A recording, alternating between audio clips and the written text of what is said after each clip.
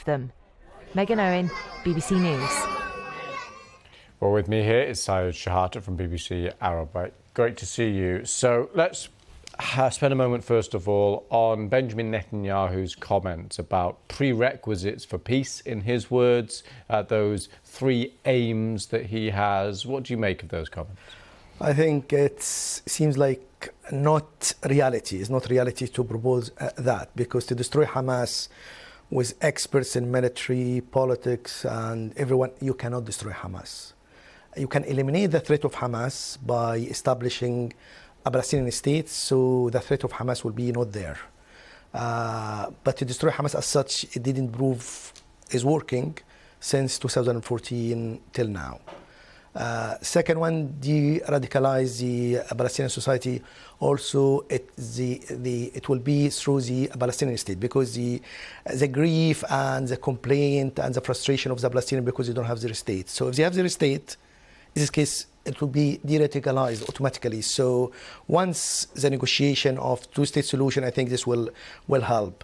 So the only thing is to destroy the idea of like resistance and all of this stuff is to establish a Palestinian state. I think Benjamin Netanyahu doesn't believe in that, and his current government, even with the statement from the American President, Mr. Biden, saying it's the most conservative government in Israel history, because they are looking at it from a religious point of view and right wing. So it's very hard to negotiate with them. But you know what he's saying is impossible to happen. So the way forward is negotiation, having like accepting or trying the Egyptian proposal to work out, and then build on that to a negotiation for the future after the end of the war. I see. So big questions about the broader aims that he talks about there.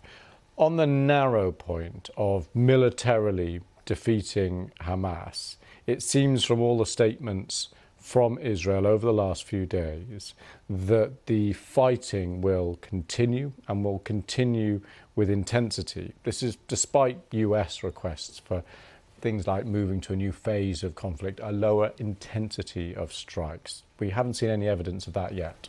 Unfortunately, although the American and the Foreign Minister Antony Blinken repeated that, and the American President lowers the intensity, protects the civilians, but after Mr. Netanyahu's visit to Gaza yesterday morning, he insisted on carrying on, and the intensity of the current airstrikes will not end soon. So it seems like there is insistence from Israeli cabinet and Mr. Netanyahu.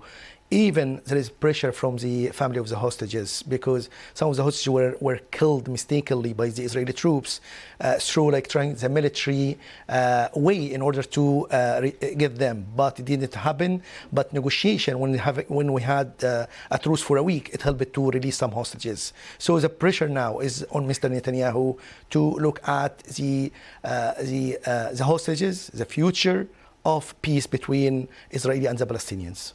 Interesting. So stay right there. I want to get your analysis of another story because US armed forces have carried out airstrikes in Iraq against what it called Iranian-sponsored militias. Now, the Pentagon says it's in response to an attack on the Erbil air base that injured 3 US military personnel, one of them critically. In a statement, US Defense Secretary Lloyd Austin said that military forces conducted necessary and proportionate strikes on Hezbollah and affiliated groups in Iraq. He added, "We are committed and fully prepared to take further necessary measures to protect our people and our facilities." Well, Syed is still with us. So just what do we know about what happened here? What happened is, according to American Defense Secretary, the American targeted 3 facilities of Hizbullah Brigades, which was established in 2007 in Iraq. And there is many forces within that. It's a militia. It has strong links with Iran, and it declared like attacks on American interests or targets or bases since the war in Gaza. According to American source, since 17th of October, after 10 days of the war in Gaza, there is 103 attacks on American targets in Syria and Iraq. And is the reason also linked to that Iran, well, according to the foreign minister, he said Iran will revenge because of the killing of one of the Iranian Revolutionary Guard leaders, which he was killed in an airstrike by Israel, according to the Iranian, but Israel didn't comment on that and say they will revenge from that. So Israel should respect, according to him, a strong respond to that.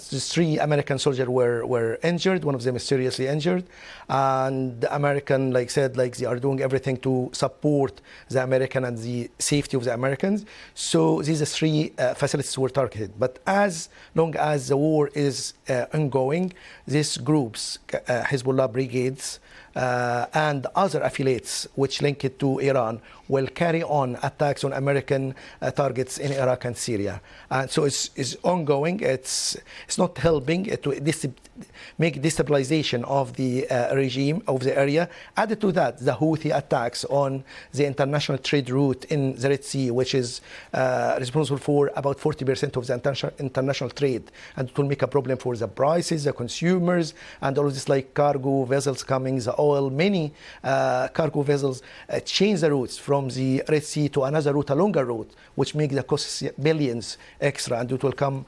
affecting the economy. So all of that will put pressure in order to go to negotiation, a truce, and a peaceful solution for the current conflict in the Middle East. Okay, so thank you very much for that. Thank you.